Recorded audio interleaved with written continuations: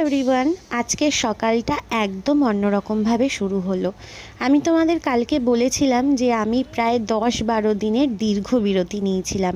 তো চলো আজকে সেই কারণটা তোমাদের সঙ্গে শেয়ার করি।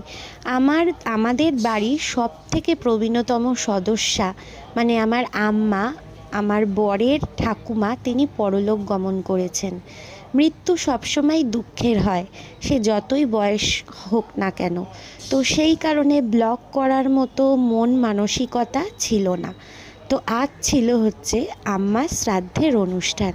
আমাদের ফ্ল্যাটেই আয়োজন করা হয়েছিল, যেহেতু আম্মা আমাদের ফ্ল্যাটেই থাকতেন। তো সকালবেলায় অনুষ্ঠান শুরু হয়ে গিয়েছিল, ঠাকুরমশাই যথাসময়ে চলে এসেছিলেন। আর এখানে বাড়ির সবাই মোটামুটি বয়স্ক, সেই কারণে নিচে বসতে সবারই কষ্ট হয়।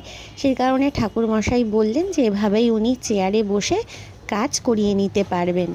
আমিও বসে পড়লাম কাজ করতে। আমার সঙ্গে আম্মার সম্পর্কটা খুবই সুন্দর ছিল, তবে ওনার বয়স হয়ে গিয়েছিল বলে আমি খুব একটা কি আমি ওনাকে ক্যামেরার সামনে আনতামই না।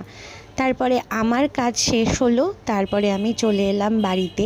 এই দিন সবাই লুচি পরোটা খায়, কিন্তু এত গরম পড়েছিল আমি সেদ্ধ ভাত খেয়েছিলাম। তো চলো আজকের মতো ব্লগটা এখানেই শেষ করছি। দেখা হবে আবার পরবর্তী কোনো ব্লগে।